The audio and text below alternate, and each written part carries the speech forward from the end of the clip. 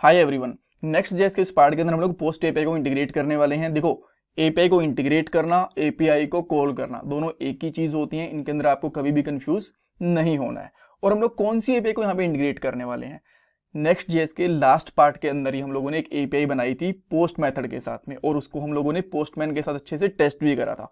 उसी एपीआई को हम लोग यूआई के साथ में इंटीग्रेट करने वाले हैं। ऑलराइट, इस पार्ट के अंदर हमें क्या क्या करना पड़ेगा? सबसे पहले हमें एक पेज राउट बनाना पड़ेगा। और यहाँ पे एक इंटरव्यू क्वेश्चन भी बनता है कि नेक्स्ट जेएस के अंदर कितने टाइप के राउट होते हैं। दो टाइप के, एक पेज टाइप के होते हैं, पेज राउट्स होते हैं, दूसरे हमारे एपीआई राउट्स होते हैं। एपीआई राउट के अंदर हम लोग एपीआईज बनाते हैं, और पेज राउट के अंदर हम लोग हमारी नॉर्मल स्क्रीन्स बनाते हैं जो हमें यूआई के ऊपर, ब्राउजर के ऊपर दिखती हैं।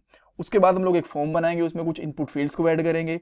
हर एक इनपुट फील्ड के लिए हम लोग स्टेट डिफाइन करेंगे, ताकि उस इनपुट फील्ड की वैल्यू हम लोग स्टेट के अंदर स्टोर करवा पाएं। उसके बाद में एपीआई को कॉल करने का कोड लिखेंगे, उसके रिस्पॉन्स को हैंडल करने का कोड लिखेंगे, और टेस्ट करेंगे हमारी एपीआई को यूआई के साथ में। और थोड़ा बहुत हम लोग यहाँ पे स्टाइल भी ऐड करने वाले हैं। ऑलराइट, सो अब हम लोग जाते हैं यहाँ पे हमारे प्रोजेक्ट के ऊपर, और यहाँ पे हमारे पास एपीआई वाला फोल्डर है, और ये हमारा नॉर्मल ऐप वाला फोल्डर है। सो ऐप वाले फोल्डर के अंदर मैं यहाँ पे एक और फोल्डर बनाता हूँ, जिसके लिए मैं कुछ भी नाम रख सकता हूँ, जैसे कि ऐड यूजर। ठीक है, और इसके अंदर मैं यहाँ पे page.js नाम से एक फाइल भी बना दूंगा। सिंपली बनाऊंगा यहाँ पे page.js। आपको ध्यान होगा, पहले भी हम लोगों ने एक राउट बना रखा है। अगर मैं यहाँ पे आता हूँ, अच्छा, इस प्लेलिस्ट का लिंक आपको डिस्क्रिप्शन बॉक्स में मिल जाएगा। ये प्लेलिस्ट काफ़ी इंपॉर्टेंट है आपकी नेक्स्ट जेएस के प्रोजेक्ट के लिए भी, जॉब के लिए भी, इसको देखना मत भूलना। अच्छा, अगर मैं यहाँ पे आता हूँ लोकल होस्ट एंड यूजर्स होगा आई थिंक,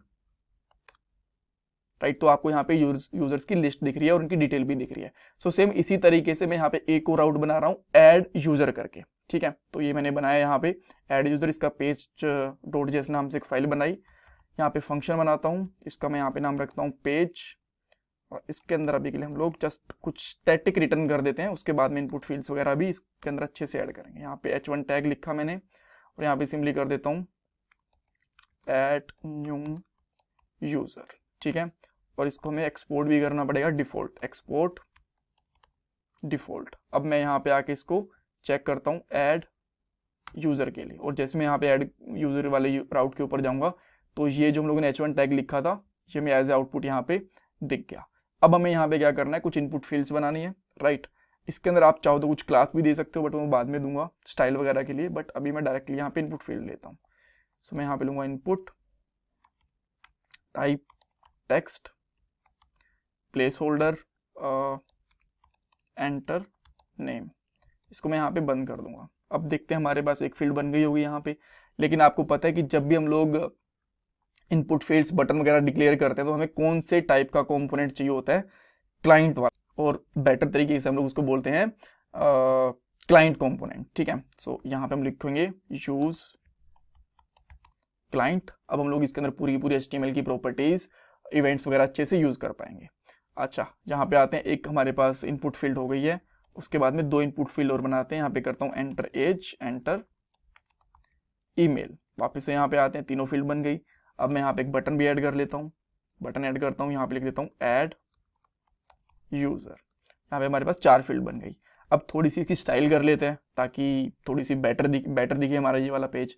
तो मैंने ऑलरेडी स्टाइल बनाई हुई है यहाँ पे। इसका रीजन ये था कि बिकॉज यहाँ पे हम लोग लॉजिक समझ रहे हैं, फॉर्म बनाने का, एपीआई कॉल करने का, स्टाइल वाला पार्ट नहीं समझ रहे हैं, तो मैं टाइम वेस्ट नहीं करना चाहता था। थोड़ी सी स्टाइल है मैंने यहाँ पे पहले लिखी हुई है। इवन अगेन मैं यहाँ पे आपको समझा भी दूंगा।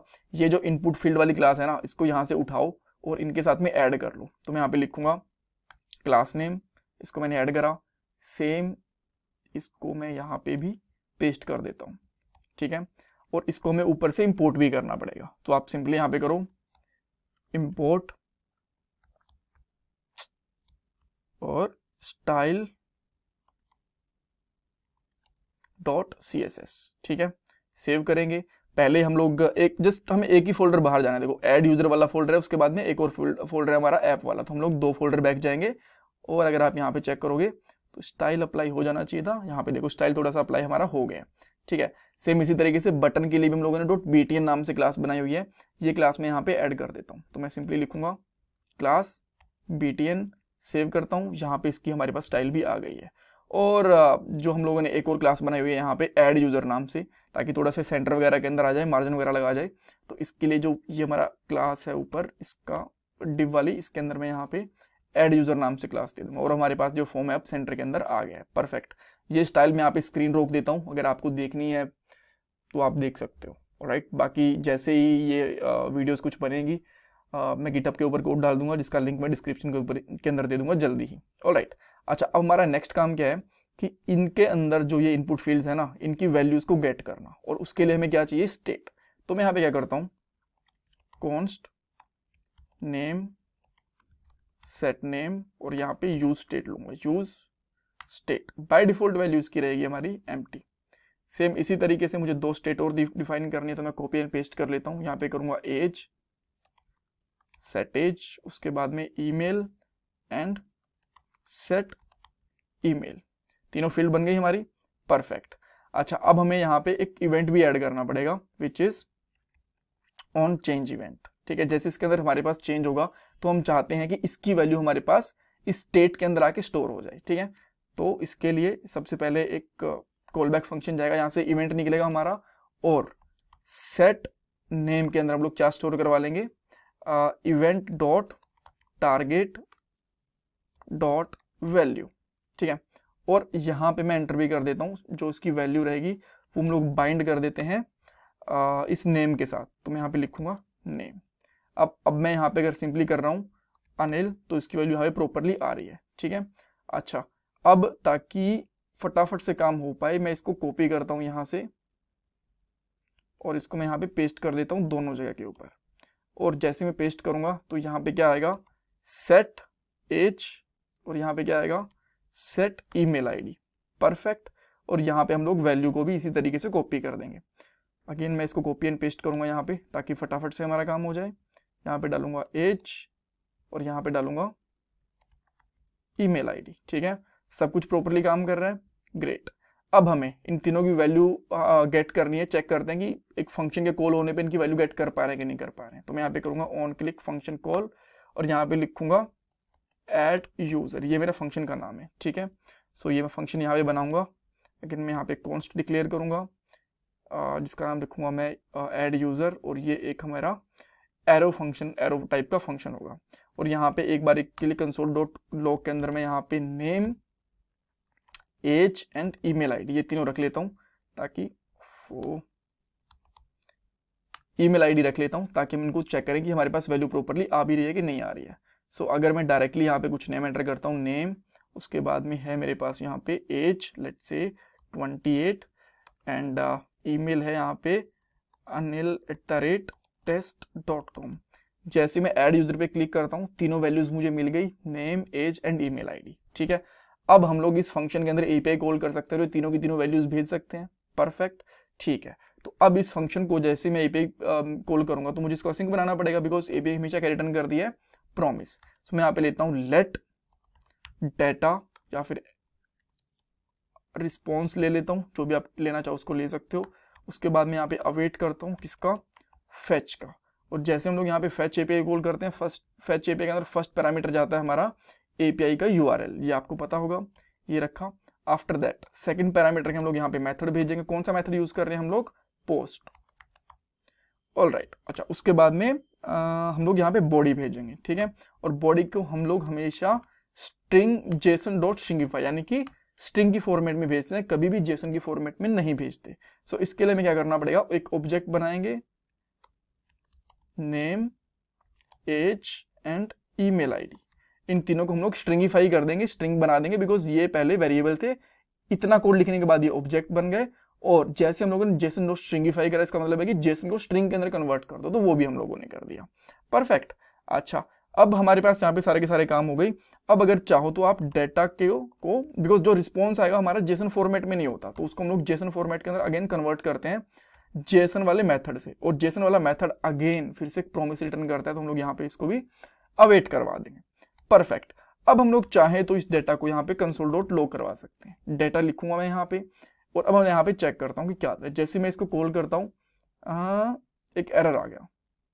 राइट, क्या एरर आया वो हम लोग अभी देखेंगे।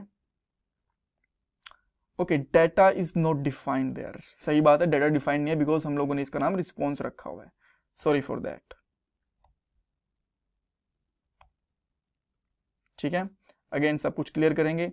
यहाँ पे मैं ऐड यूजर पे क्लिक करता हूँ, जैसे मैंने ऐड यूजर के ऊपर क्लिक करा, क्या मेरी एपीआई कॉल हुई, ये वाली मेरी एपीआई कॉल हो गई, न्यू यूजर क्रिएटेड। अगेन मैं करके दिखाता हूँ, जैसे मैं इस पर क्लिक करूंगा एपीआई कॉल हुई 201, ये हम लोगों ने रिस्पॉन्स रिटर्न करा था ना, आपको ध्यान होगा, कहाँ गया, ये रहा 201। अगर आप यहाँ पे इस page.js को ओपन करके देखोगे, एपीआई वाला पेज कहाँ गया, ये रहा एपीआई वाला पेज, इसके अंदर हम लोग जाएंगे यूजर वाले राउट के ऊपर, तो देखो हम लोगों ने यहाँ पे क्या लिखा है 201, ये स्टेटस मिल गया, न्यू यूजर क्रिएटेड, ये भी हमें यहाँ पे मिल चुका है। जैसे आप यहाँ पे ओपन करोगे रिस्पॉन्स या फिर प्रीव्यू के अंदर जाओगे तो आपको यहाँ पे मिल जाएगा, और हमारे पास सक्सेस का आ गया ट्रू। तो इवन अब अगर मैं यहाँ पे चेक कर सकता हूँ, सिंपली यहाँ पे आने के बाद में हमारे कोड में if response dot success is true, तो यहाँ पे लगा दो एक अलर्ट। अगर आप अलर्ट नहीं लगाना चाहते तो कुछ मैसेज भी दिखा सकते हो, सक्सेस मैसेज भी दिखा सकते हो, बट मैं यहाँ पे करता हूँ जस्ट एक न्यू वो स्ट्रिंग ऐड, जस्ट एक अलर्ट दिखा देता हूँ, न्यू यूजर एडेड। ठीक है, वापस आते हैं, इसको मैं फिर से क्लिक करता हूँ तो यहाँ पे आ गया न्यू यूजर एडेड। बट देखो अगर इसके अंदर एरर आएगा तो वो भी हमें दिखाना चाहिए, एल्स यहाँ पे दिखा देंगे एल्स, और फिर से मैं अलर्ट करता हूँ सम एरर, कुछ भी दे सकते हो आप, एरर मैसेज में लिखता हूँ सम एरर विद डाटा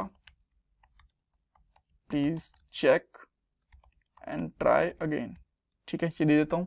अब मैं अगेन यहाँ पे कुछ भी नाम एंटर, बिकॉज ये डेटाबेस के अंदर जान रहा तो सेम नाम आपको लग सकता है कि हम लोग ये सेम नाम क्यों रख रहे हैं, आपको पता होगा कि स्टैटिक एपीआई हमारी। जैसे मैं इस पर क्लिक करता हूँ तो आगे न्यू यूजर एडेड। अब देखो अगर मैं यहाँ पे किसी एक इनपुट फील्ड को खाली छोड़ देता हूँ और यहाँ पे क्लिक करता हूँ तो आ गया some error with data please check again. ऐसा क्यों हुआ, रीजन इसका ये था कि जब हम लोगों ने एपीआई कॉल करी तो इसके अंदर हमारे पास दो ही चीजें गई थी, ईमेल और नेम, बट और यहाँ पे हम इसने रिस्पॉन्स दिया कि इनपुट फील्ड रिक्वायर्ड। तो हम लोगों ने, आपको ध्यान होगा लास्ट वाले पार्ट के अंदर यहाँ पे बोला था कि नेम एज एंड ईमेल तीनों की तीनों प्रेजेंट होनी चाहिए, अगर नहीं आएंगी तो हमारे पास यहाँ पे एरर मिलेगा, सक्सेस फॉल्स भी आएगा, जो कि अभी हुआ। अगेन अगर मैं यहाँ पे 28 इसको भेज दूंगा या फिर कोई इन दोनों में से, तीनों में से कोई भी एक फील्ड नहीं भेजूंगा तो मैं ये वाला एरर मैसेज आएगा। ठीक है, please some error with data please check and try again. और अगर मैं अगेन इसको सही से करता हूँ abc@test.com तो हमारे पास न्यू यूजर एडेड का मैसेज आ गया। Right, so that's all. Next वाले पार्ट के अंदर हम लोग पुट एपीआई बनाएंगे, फिर डिलीट एपीआई बनाएंगे, और उसके बाद में हम लोग यहाँ पे MongoDB भी कनेक्ट करेंगे Next.js के साथ में। Thank you so much for watching this video and please don't forget to subscribe my channel, like this video, share your feedback in comment section, और ये मेरा पेटीएम का डोनेशन नंबर है। Thank you guys, thank you so much.